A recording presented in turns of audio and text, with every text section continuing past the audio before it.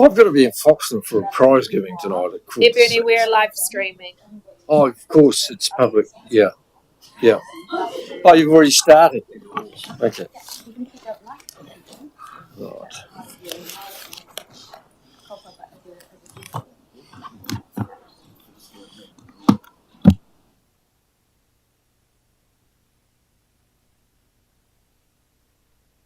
Mayor Bernie, did you just want to lead off with framing the acknowledgement that this is now a public annual plan conversation? And Thank you. Yes. So, as Monique's just indicated, this is a public workshop. Last week was closed, and we were able to have those more granular conversations about and questions about what was going on. So this is as much about. This is only about setting a direction, right? This is not about making decisions about anything. The sense of direction that officers need today is probably more the overall picture of where you would like to sit and give.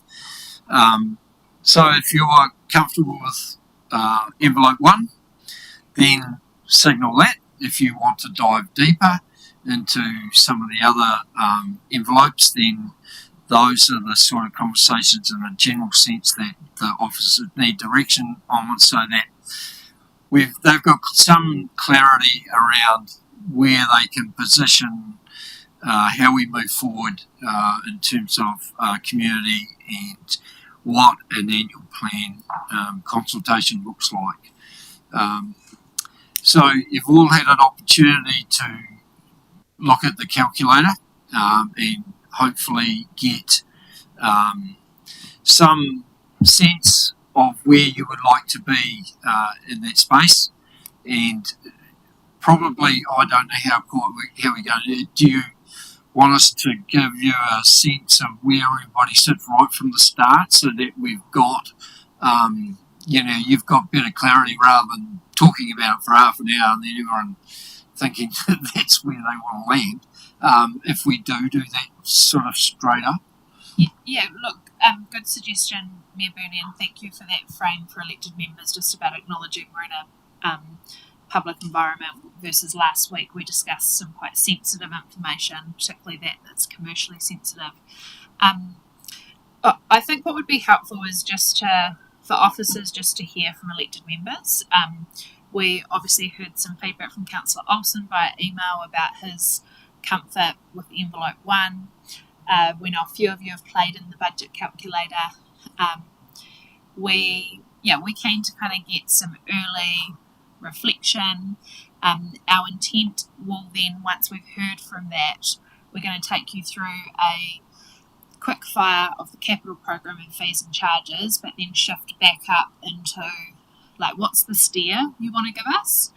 Because where we'd like to get to at the end of this workshop is have enough of a steer so that next week at our annual plan workshop, we can come back to you with, well, based on that steer, this is the narrative, this is how it kind of comes together, this is what then the community conversation could look like, depending on your appetite around the different envelopes. And this is the impact of that envelope and revaluation. And here's what then January, February, March might look like. Would just welcome any initial thoughts. And I don't know if you want to lead off, Mayor Bernie. Thank you. You're being very good in delegations today, Chief Executive. I appreciate it. I think you're the appointed facilitator for this workshop. Pardon? You're the appointed facilitator for this workshop. Yeah, thank you.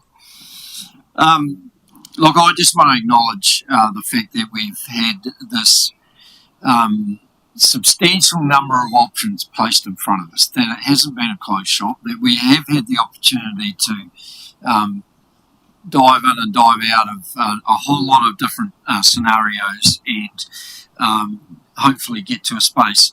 As I said last week, really want to acknowledge the work that's gone into what was getting down from 11.6 starting point to a position around 6.1. Couple of things for me. Don't think we should be doing a long-term plan amendment this year.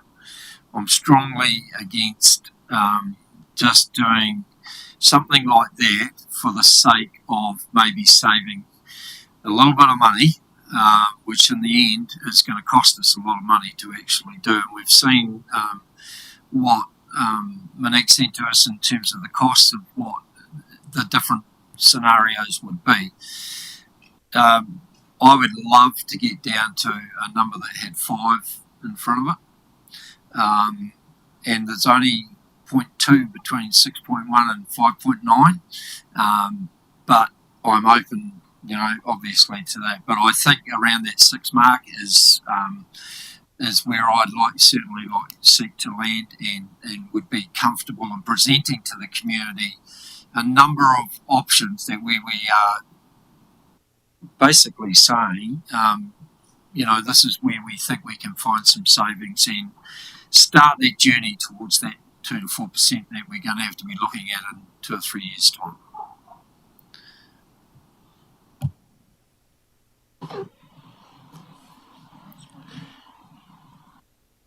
That's me. Look, I'm below 1. I didn't have much to say last week. I think you've done a really good job at getting us close. A bonus would be the 5 that we've been speaking about. In the budget calculator, I've got an appetite for everything within the envelope 1. I've indicated some comfort around options in 2A. I've gone through and I've indicated appetite around envelope 3 and so forth, but my view is that they all fall into due to costs and LTP conversation.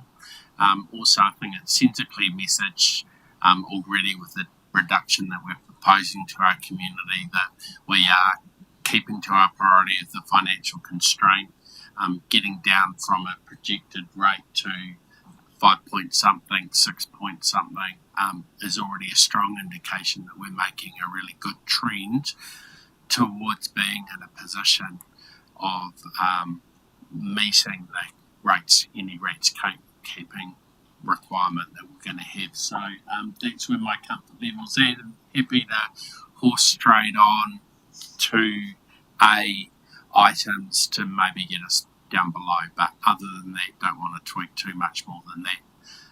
Save the rest for a much longer consultation in 27.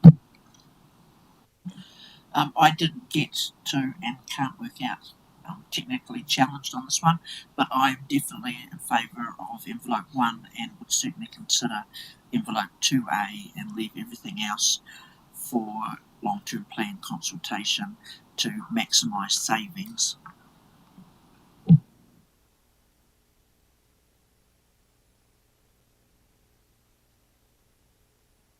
Yeah, look, and I'm broadly aligned with Clint and Nola and Bernie. Envelope 1, as we can see from tracking on the budget calculator, 1 or 2 reservations I've identified along the way, but broadly speaking, it's envelope 1 for me. Happy to talk around the edges of those other envelopes, a here and there type thing, but with not many exceptions. I'm mostly, I agree actually. Envelope 1, I'm mostly in agreement with. There are some things that I find a little bit uncomfortable that I would like to discuss further, and some things I would go, maybe not. But I think I would probably sit at envelope 1 at this stage.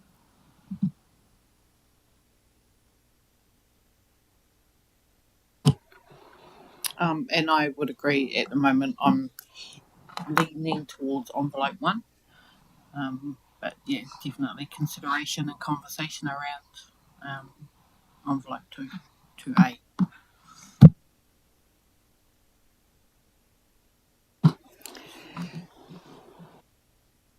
Envelope 1, while there are some difficulties from my perspective in there, if officers feel that they can be achieved, I would be comfortable with that.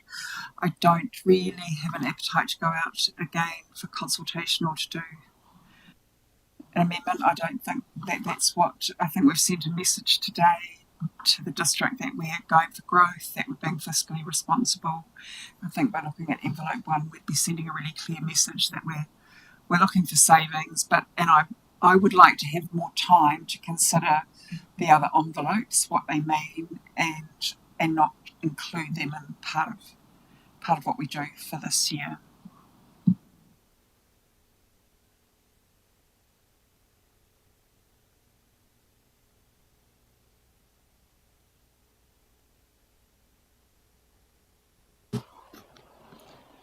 It's starting to look a bit like 1. Yeah, I could go into some aspects of 2A. I definitely agree about not wanting to go anywhere near any expensive consultation. I mean, it's like, spending money. We're trying to save money, and we're going to go and spend a whole bunch of money. It just doesn't make sense. Yeah, I mean, if we can get it to 6, I mean, it needs to be a Bernie said, even 5 something. Can you go and find some rats and mice somewhere? And but yeah, that's pretty much where I'm sitting at the minute. I'm sitting around the 2s. I'd like some of the 4 in it, but I know that's probably asking too much for Christmas. But I think long term, there's some structural stuff that in that long term plan we should look at, such as recycling and things, but not now. But I think we could signal to the community potentially that long term we would like to move some of that stuff out of the system.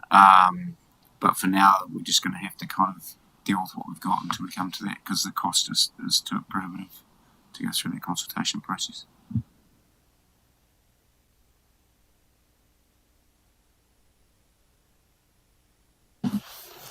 I'm happy with envelope 1, but if anyone wants to negotiate, I'm happy to mix and match for up to 2A.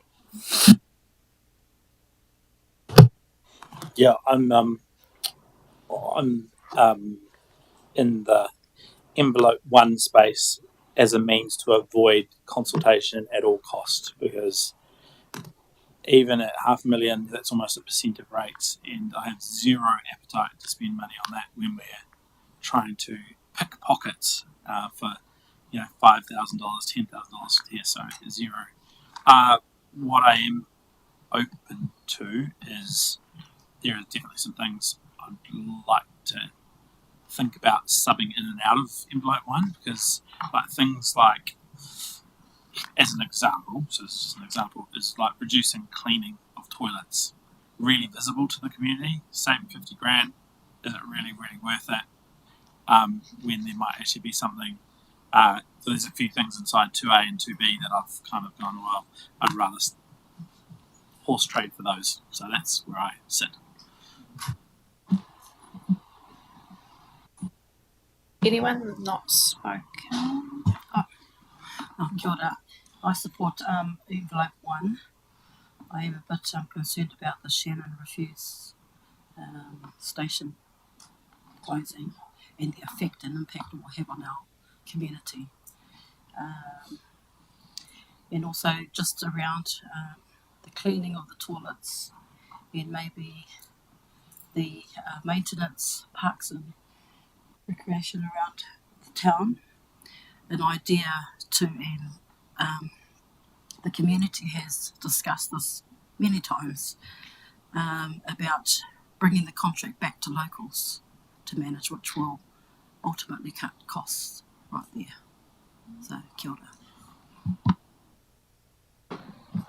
Yeah, thank you, Councillor. And just acknowledging that we are year 2 into a 10-year contract. Councillor Grimstone, did you have something else you can say? Yeah, look, I would have just playing around the edges of 2A. For me, looking at the licence plate recognition as an income derived scheme, so it feels like it makes sense, and potentially if we can do that with avoiding excessive consultation, that would be good.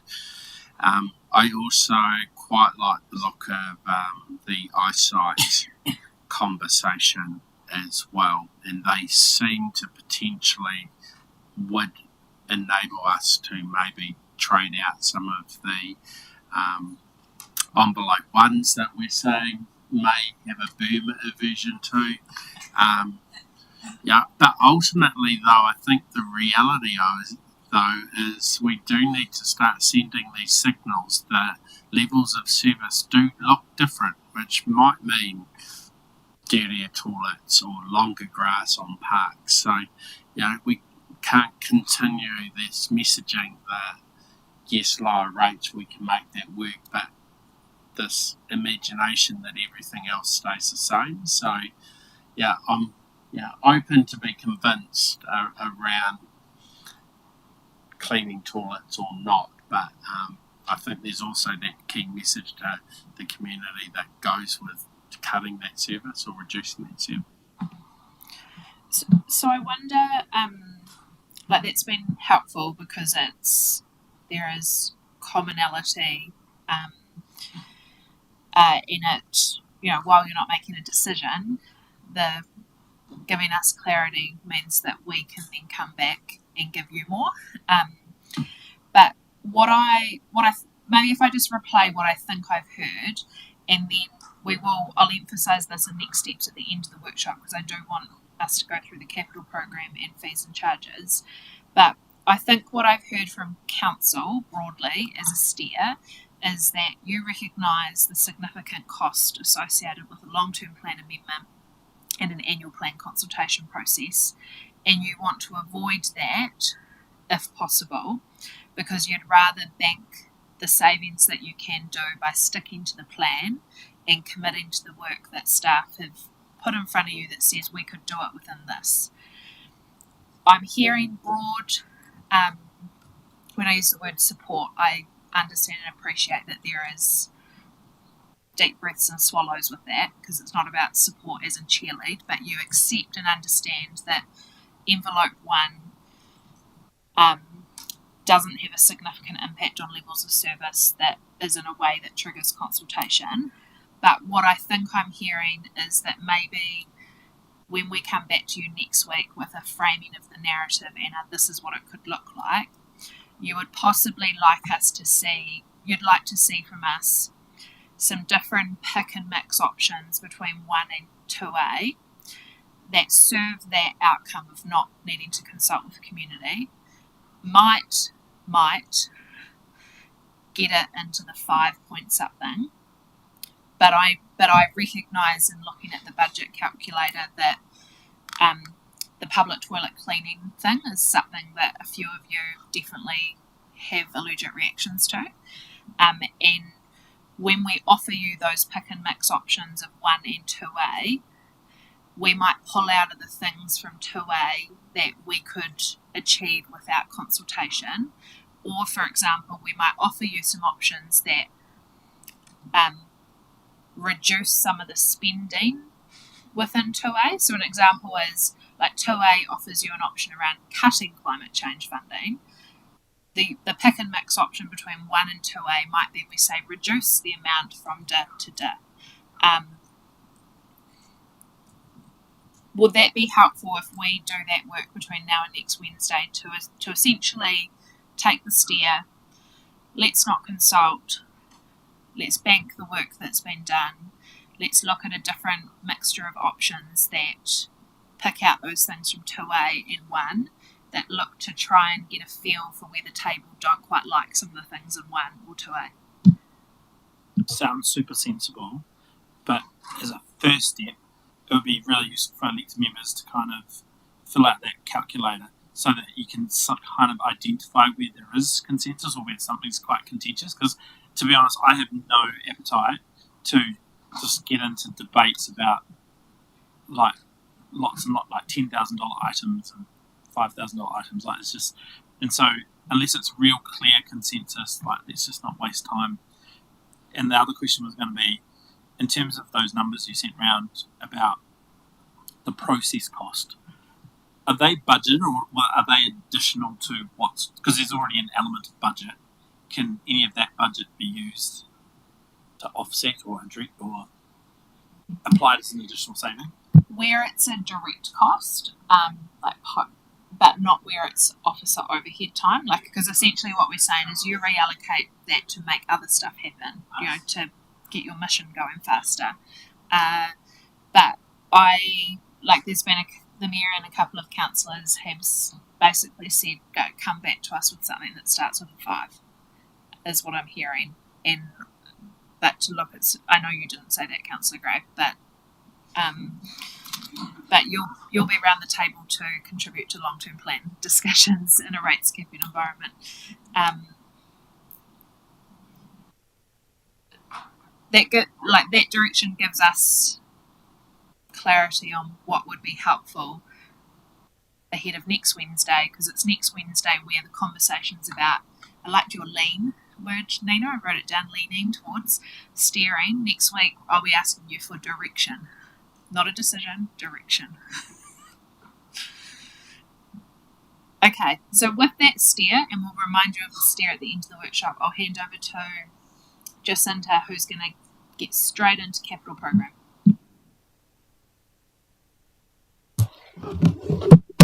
Thank you. So the purpose of this part, so last week we talked about the operational side of the business. We talked about what we were planning to do in terms of the proposed savings and the envelopes and where that rates increase was driven from.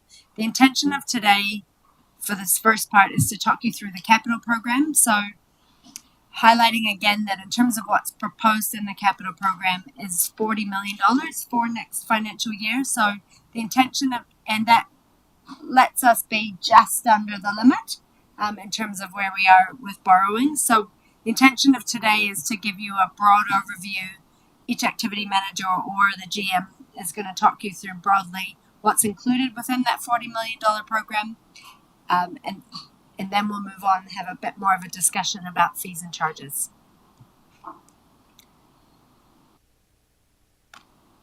So we might come back to Treasury and support because Nikki's not there just at the moment.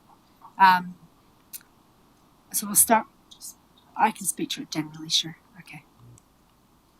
So in terms of Treasury and support for the 26-27 budget, broadly we've got some fleet replacements, so that will be just Lacey's here, pardon me Lacey, sorry, it's quite all right. So as we kind of generally discussed last week, this the capital for the fleet replacement is within budget. It will be within budget, and as per council's policy, which is that we would replace vehicles after 5 years, or if they have more than 100 kilometres on their speedo. We are also selling, as you might recall, a number of vehicles and not replacing them. Thank you. And then in terms of the IT hardware and digital strategy, so IT hardware is our general computers, servers, everything from a replacement perspective of our hardware side, and then the digital strategy is everything else from a software and overall IT strategy perspective going forward. So this is all longer term investment from the IT side of things. Community support. Kia ora.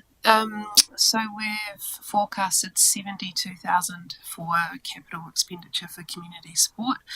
That was originally because we were looking at a procurement portal, but we can make those optimisations cheaper.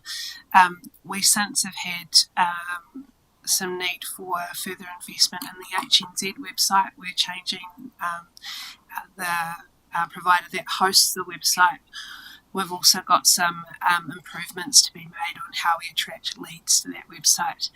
And for the Horowhenua District Council website, which gets around 800,000 views per year from 200,000 visitors, we're looking at a back to basics sort of optimisation of that website.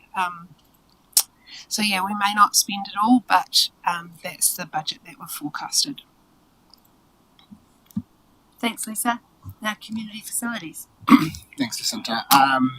Yeah, so in our community facility space, you'll note that there is a large portion there under aquatic facilities, which is a timely piece to let you know around our aquatics maintenance work at Levin Aquatic Centre, which we're currently looking at scheduled for April. And we'll have more information for councils about that, but as you'll see it there, that's our every 5 years or so where we do a shutdown piece of work and do maintenance work on our aquatic facilities. Minor strategic investment plan was a carryover from last year to finish that piece of work. Library services there is around our library book budget plus any other capital items within our library space, which has been reduced in the past. And then our community centres is our general, not repairs and maintenance, our renewals that we've got, such as if you've been over there lately, you'll notice that the lighting's been improved and upgraded, and we've also got some work around HVAC that we're working closely with Parks and Property on to make sure that there's alignment with other any other HVAC work that's happening across our work program. Thanks, and please jump in if anyone has any questions as we work through. So now we're into planning and regulatory. Can I just ask Mark if the stage is going to be fixed next year? Investigations are underway in there, Danny.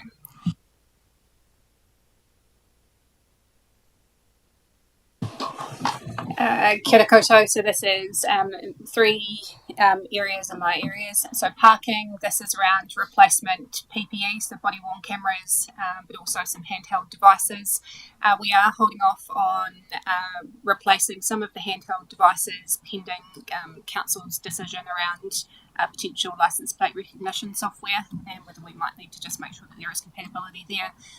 For animal control, these are changes that we need to make to remain compliant with the areas that we are compliant with in the dog pound, as well as some stock fencing and driveway works. And then the large one there for animal control pound refurbishment, there will be a report book back to council with some options around how or if we might utilise that, and a reminder that was due to the current state of the pound needing some repair.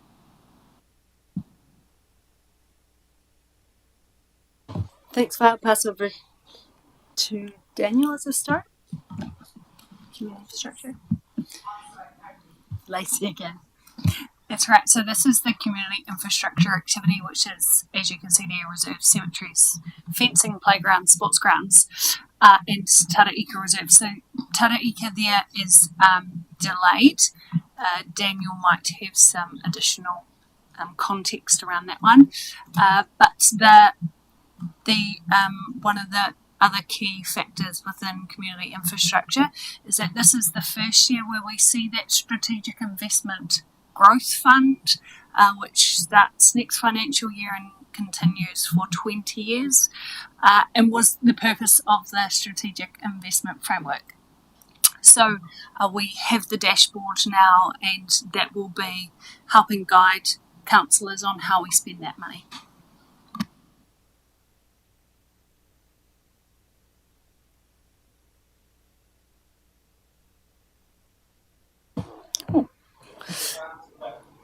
Tara Ika Reserves, are you going to come to it? Because is it land acquisition or is it? Yes. So effectively, budget was put into the long-term plan 21 off the back of the CIP contract, which at the time assumed O2L would be progressing quite swiftly. The plan change would be implemented. There would be a number of reserves across the central development area around the school site, potentially alongside the O2L corridor for stormwater, and a site called Monu Wahine that would be procured as development would accelerate. So, in hindsight, obviously, there's about 200 lots that have been developed. Some of the sites will happen in time, but the NIF contract had a finite cutoff, which was December 2025 of this year. So effectively, it would mean that if a decision was to be brought forward and it would come through a procurement approach, council would need to determine and fund that budget. So it does very much need a rethink as part of a long-term plan cycle to look at that longer-term horizon of the 10 to 20 years of likely land acquisitions to coincide with the development. So the budgets and long-term plan were very much driven by that NIF contract in order to secure effectively funds going out potentially for a number of different properties on the assumption that there would be funds coming in through a 20-year interest-free loan. So at this stage, there's no live acquisitions in process related to those reserves.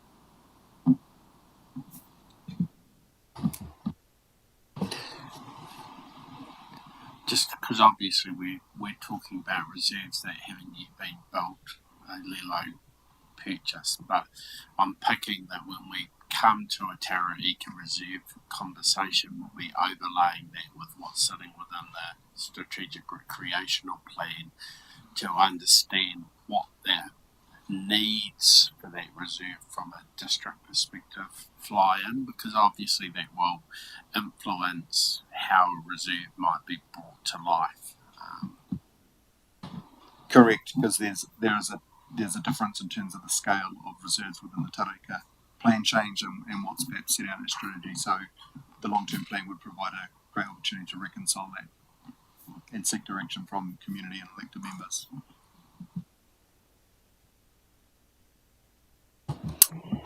This is building renewals, and if we have time, we will touch on what this forecast for next year is for, but yeah, it's mostly for this building here.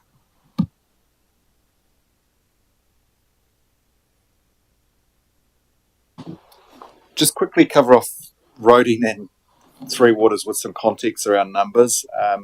We've got a spreadsheet with the next 20 years of capital program. We're not planning to line by line that today, but our program is very dominated by Three Waters. 26 of our $40 million in 2027 is Three Waters, 6 million in roading. It doesn't leave much room for anything else.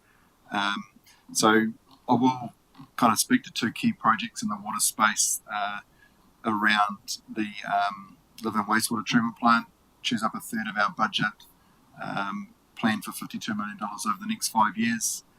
And one of the key challenges is that the long-term plan constrained our ability to invest in that space, effectively planning to spend $100 million over a 10-year cycle.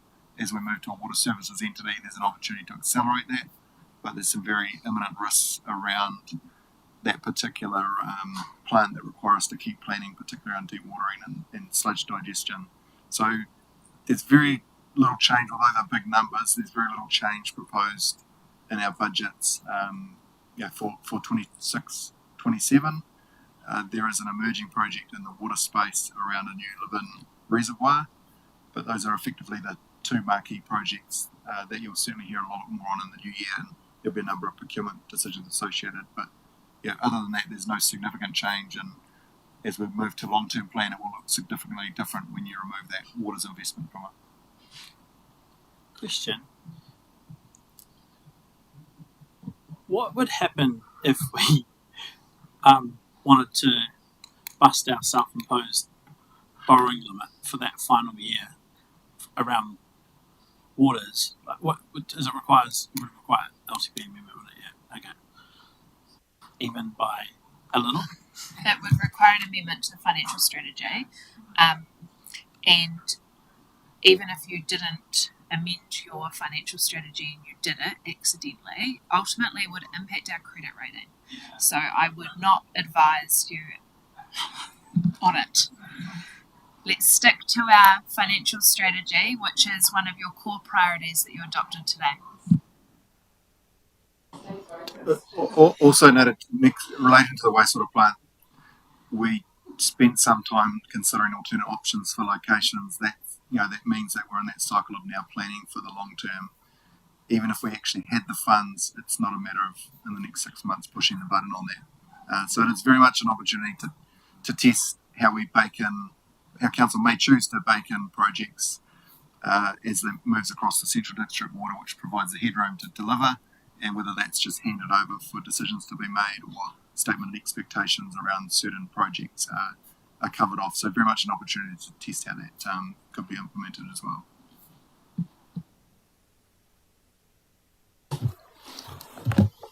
This one here signals that we have, it's essentially an activation fund for the town centre. So unlike some other parts of the business where it's tagged to specific projects, this acts as a bucket, I guess, and it will be through that different projects will be identified and brought forward that will see that money used. So you have a briefing on this on the 17th on the Town Centre program, so that will give you some insight in terms of some of the work streams and projects that are in the pipeline and that this money could be used towards.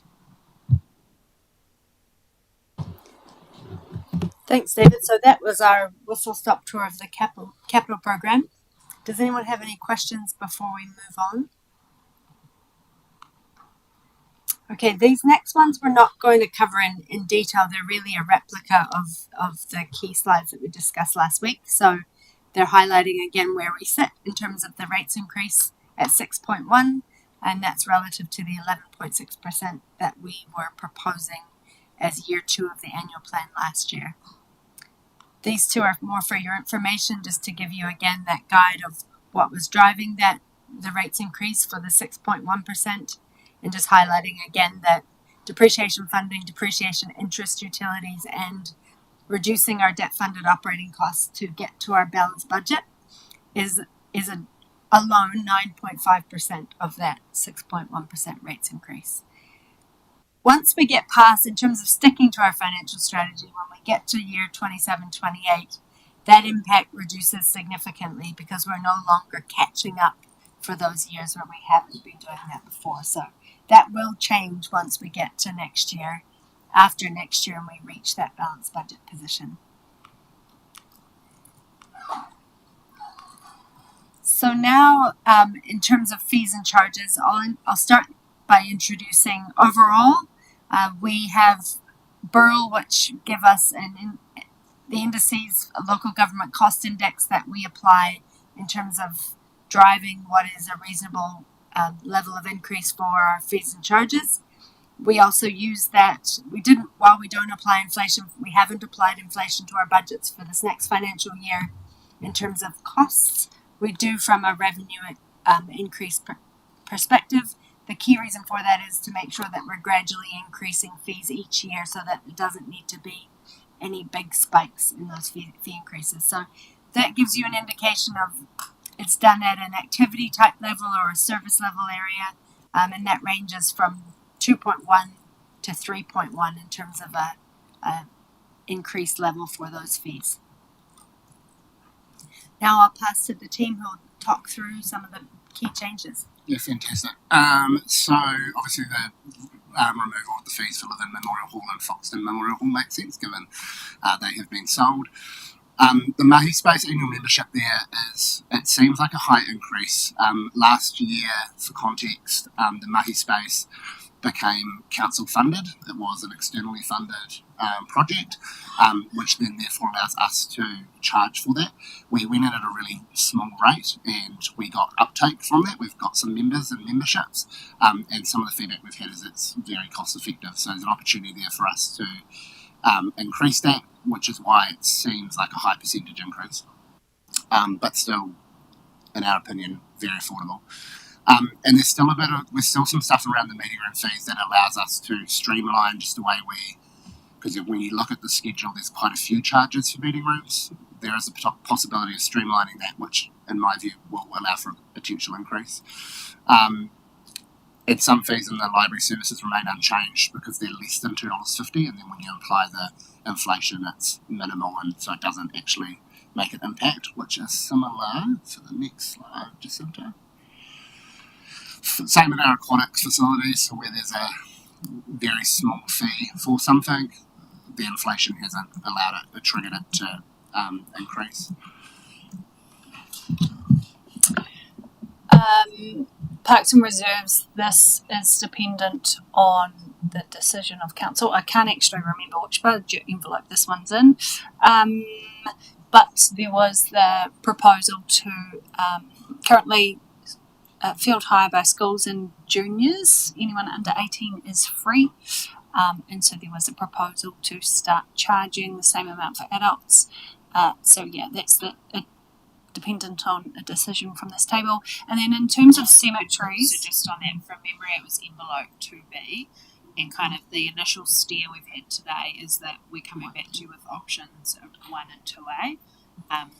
So unless we kind of get a steer today that you want us to capture this in the mix, it comes off the table. You're right, it is 2B. I've just found it Off the table.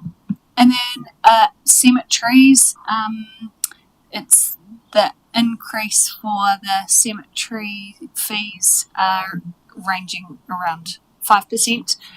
That's in order to meet the revenue and financing policy, which says that fees and charges will be between 30 and 50%.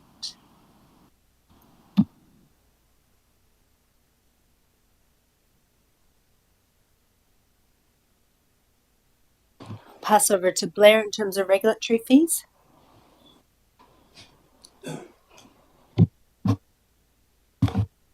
Wrong button. Just some small corrections around some of the individual item fees there, and a more generic increase across the board in building resource consenting at 5.7% in total. I think 3% was historically net for growth, and 2.7 additional on top is really a factor around the increasing costs in the material sector in the development space. So really following the growth in inflation in that space, general market. And part of that's just really to cover our ongoing costs to service the space. Also brings us the opportunity to adjust our public-private split and make sure we're continuing to stay in a positive space in the black.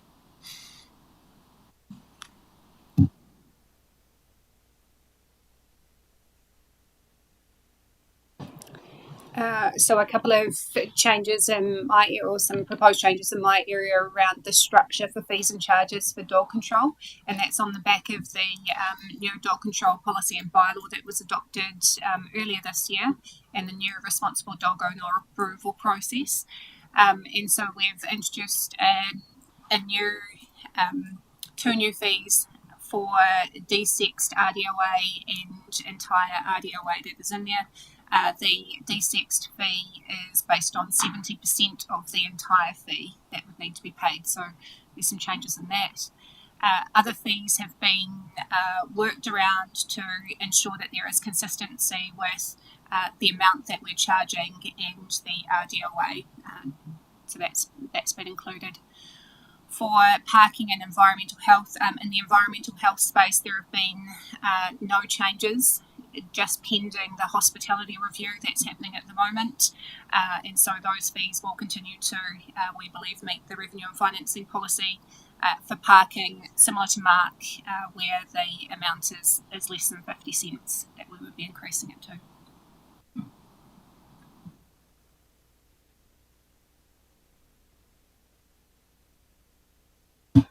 Same again. I think I spoke to that, covered that. Just that's in the resource consenting space. Same, and just a small change to the limbs, and I think property file somewhere as well.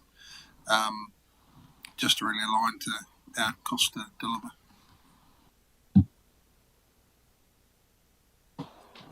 Tweaks in the solid waste space really to align with cost of disposal. So firstly around the adjustments for small vehicles, trying to align what we're seeing being delivered, particularly around green waste, where we had looked at a sort of per cubic metre charge on small vehicles and just trying to align that with the tonnage cost of what we're actually seeing disposed of.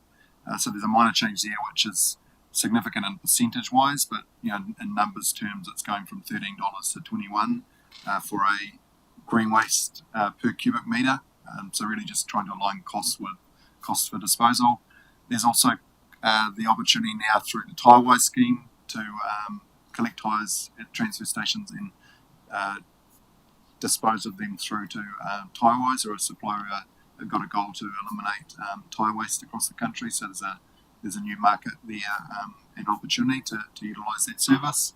And e-waste, it's more refinement around the nuances of things that come through the door. So rather than calling it TV, it's broken down into flat screen, large rear projection. There's a little bit more nuance there, just to try and cover the significant variance in disposal of green waste, e-waste. Ask a question on solid waste.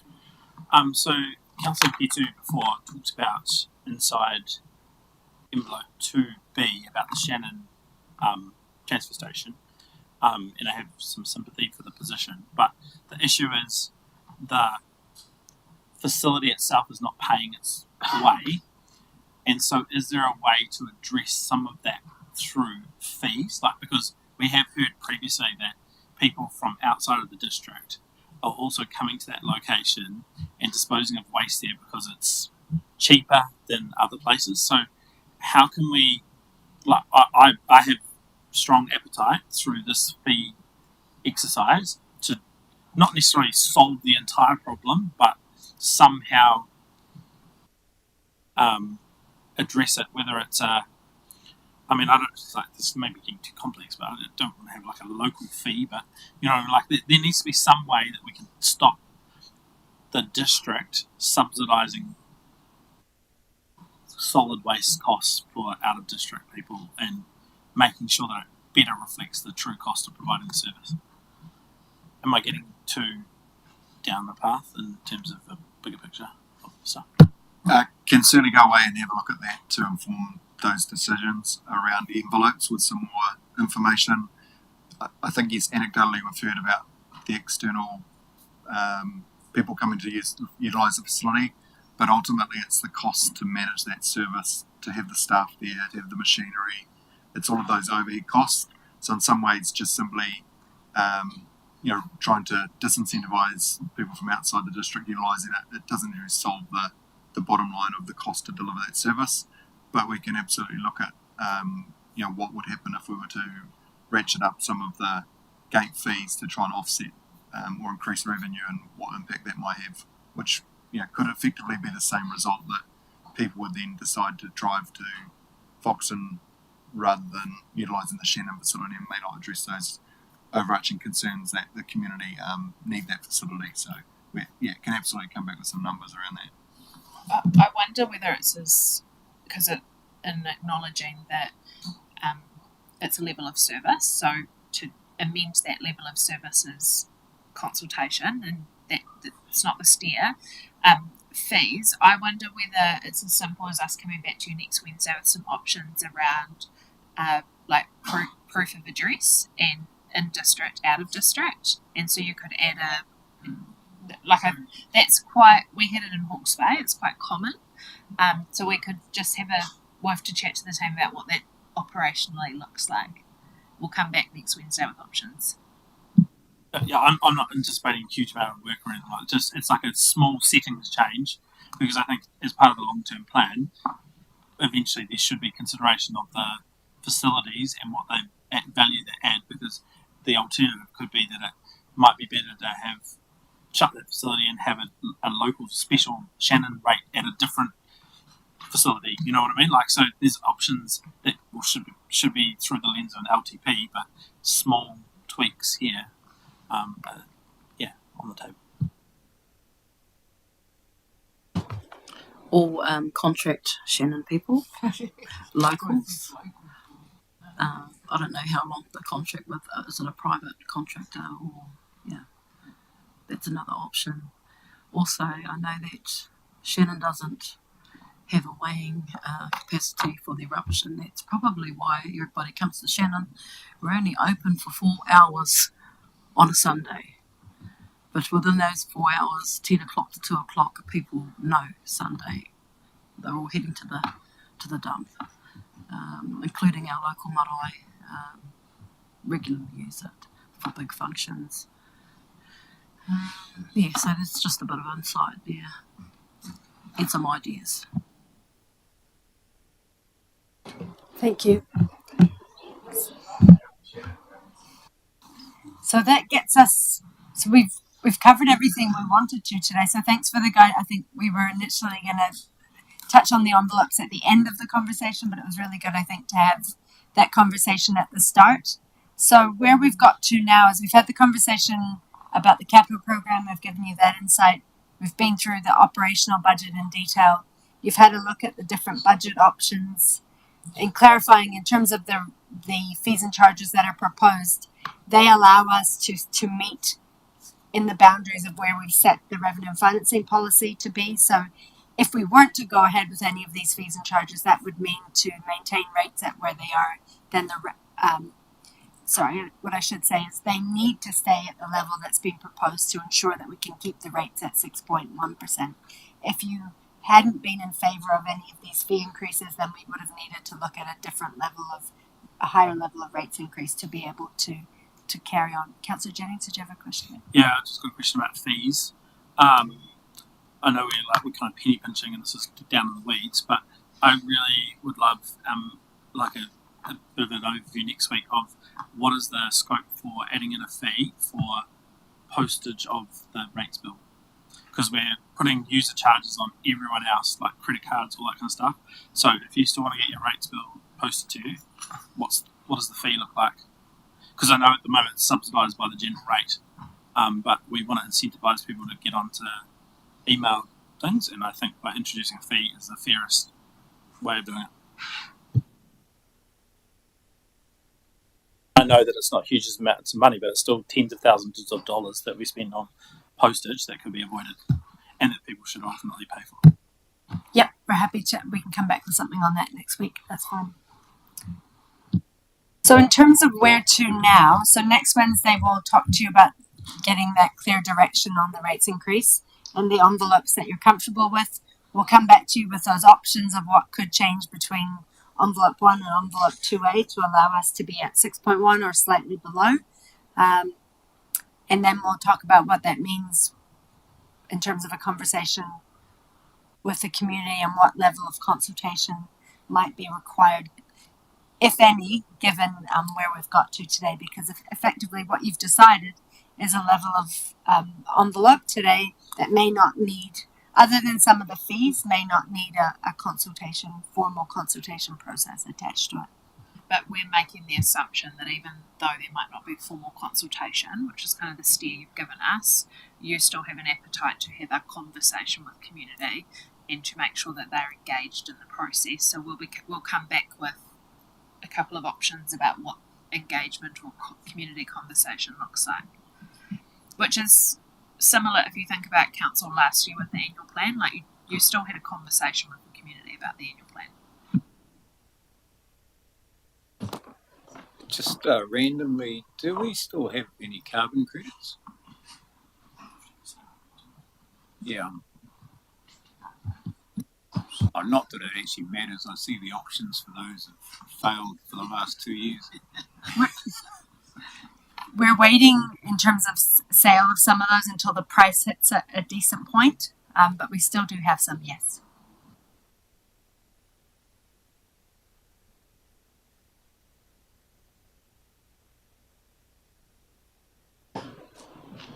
Thanks, everybody.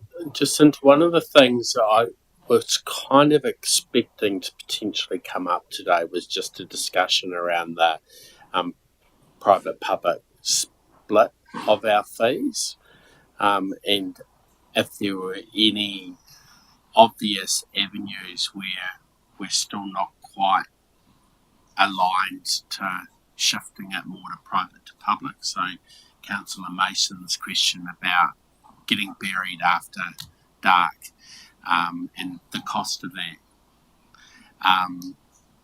got me to thinking. So I sort of expected we might have had that discussion, noting that we've been quite heavy on the dogs over the last couple of years in terms of getting that correction. But is there anywhere where it's worthwhile having a conversation to increase that private cost on any of our service? We can give you a view on what it's looking like, just highlighting though that if there are changes, that would be a consultation process and a review of the policy. So it's that balance between yep. But in preparing the fees and charges work, what the team have looked at is where we are compliant with policy versus where we're in breach of policy, and that has shaped their recommendations around the increases. So my assumption is what we've proposed to you does ensure we're compliant with the current policy. I wonder whether what you're asking us to do, given the advice is you can't go change the public-private split without consulting, is just test, are we up to that upper limit? Because for most public-private policy splits, it can sometimes be between 10 and 20% or between 20 and 30%. So we'll test that and we'll just report back to you next Wednesday alongside this 5-point something package.